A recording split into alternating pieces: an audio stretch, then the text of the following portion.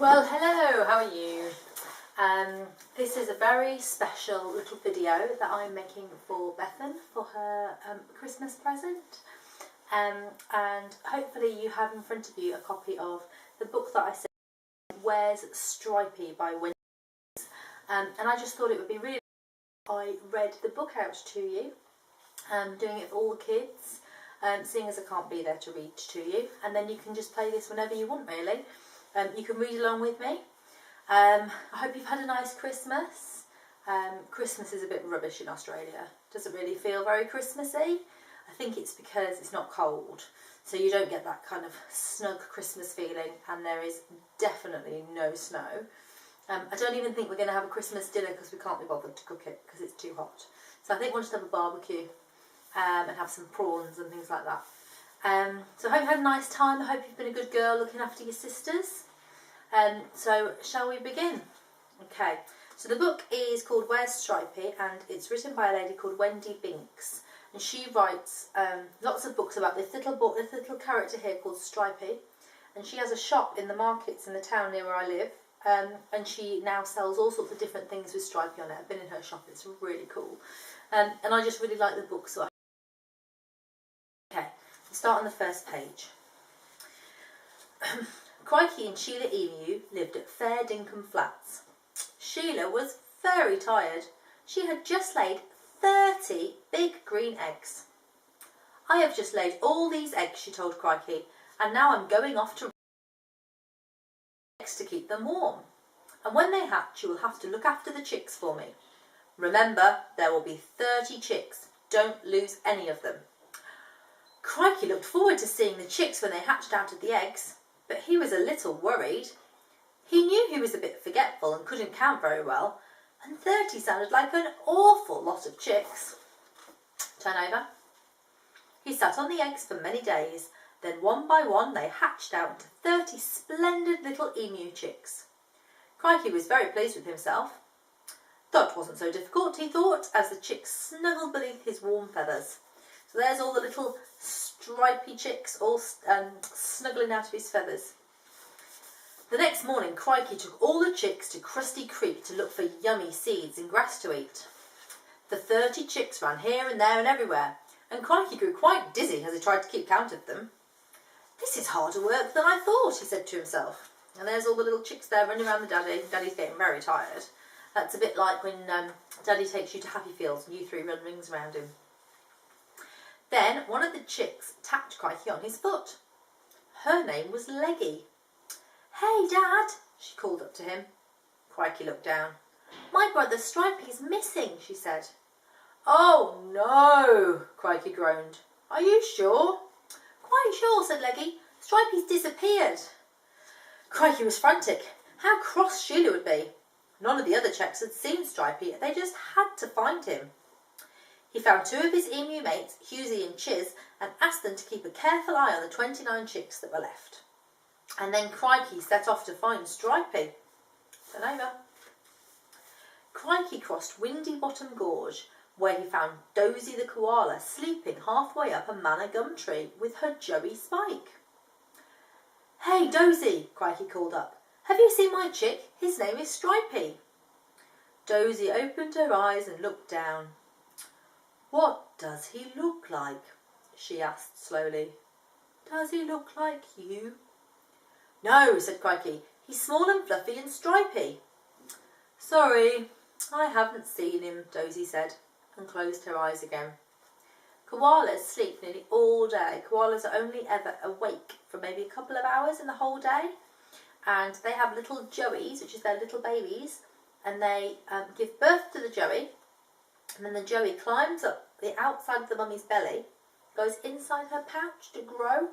When they're born, they're like about this big, little tiny, tiny, tiny thing, and they crawl at the outside, and then they go inside. It's pretty cool, isn't it? They're called a marsupial. It's the same as kangaroos. Kangaroos do the same thing. Koalas are marsupials too. So Crikey ran on past Muscled Up Crossing and over to Dingbat Ditch, where he saw the 2 kookaburras smirk and giggle, who were laughing their heads off. Hey guys, he called up to them once they'd stopped laughing. Have you seen my chick? His name is Stripey. What does he look like? Asked Smirk. Does he look like you? No, said Crikey. He's small and fluffy and stripy. No, sorry, Smirk and Giggle replied together. We haven't seen him. So we used to have kookaburras in the tree outside the house when we first moved to Australia a few years ago. And in the middle of the night, the first time we heard that, we woke up and we heard this crazy noise, and it sounded like monkeys in a tree. They sort of go,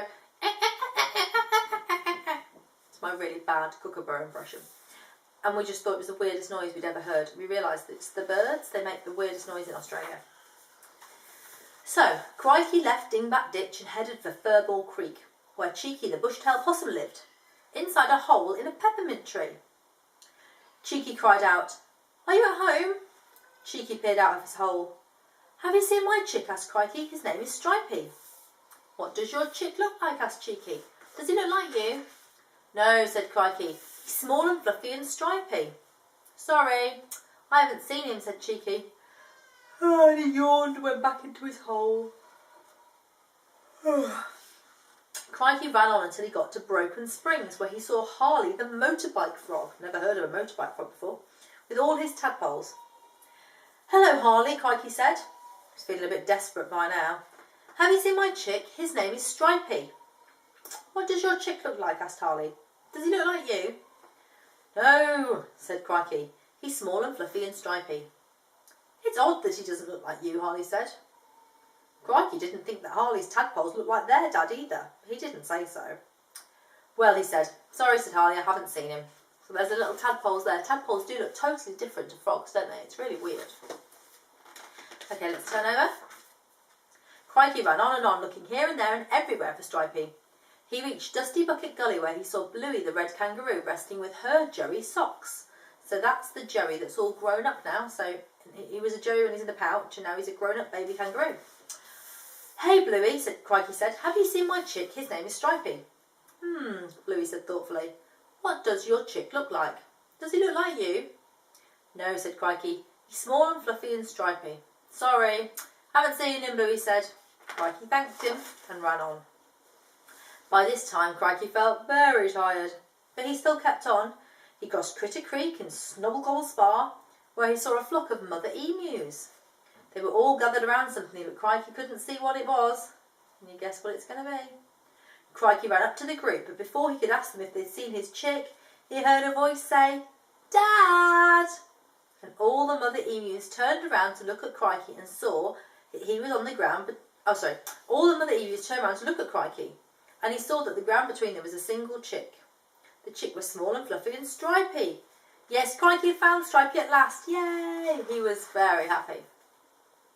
Then Crikey saw that Sheila was one of the mother emus that was gathered there, and she looked very cross. Uh-oh. Oops, thought Crikey. Where are our other 29 chicks? Sheila demanded.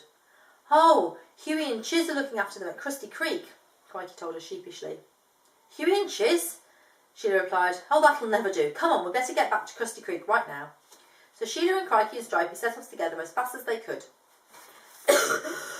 Excuse me. Back at Krusty Creek, Huey and Chiz had got themselves all twisted up, trying to keep up the other 29 chicks. They were running here and there and everywhere, but all twisted up in a big twisty pile. Stripey ran to join his brothers and sisters. He was very happy to be back. This was the first time that Sheila had seen all her newly hatched family. What splendid chicks, she said proudly. She wasn't cross anymore. You've done a great job, Crikey. 30 is a lot of chicks. I better stay to help you look after them. How relieved Crikey was when he heard this. Huey and Chiz were feeling very relieved too, as they carefully untwisted themselves and headed to the nearest watering hole. Thanks, guys, called Crikey and Sheila. They gathered the small, fluffy and stripy chicks and took them home to Fair Dinkum Flats. All 30 of them. And there's all the little baby stripy emus, who are very cute, I think. We go to the end. So the last little bit, there's some interesting facts about the emu. I don't know how interesting they are. Maybe you'll have a read yourself and see. And there's little Stripey there, looking through his bum. So I hope you like the story. Feel free to read it yourself sometime, or maybe just listen to me read it to you again if you're feeling a bit lazy. That's okay. And if you enjoy this, let me know, and I could do you some more in the future maybe. So I'm going to send you a big kiss. Mwah. Leon hasn't come and disturbed us by the look of it. We've had some peace and quiet. But maybe if you listen to Imogen or Sophia's little books in the future, he might make an appearance, we'll see. So lots and lots of love, and I'll speak to you soon. Bye.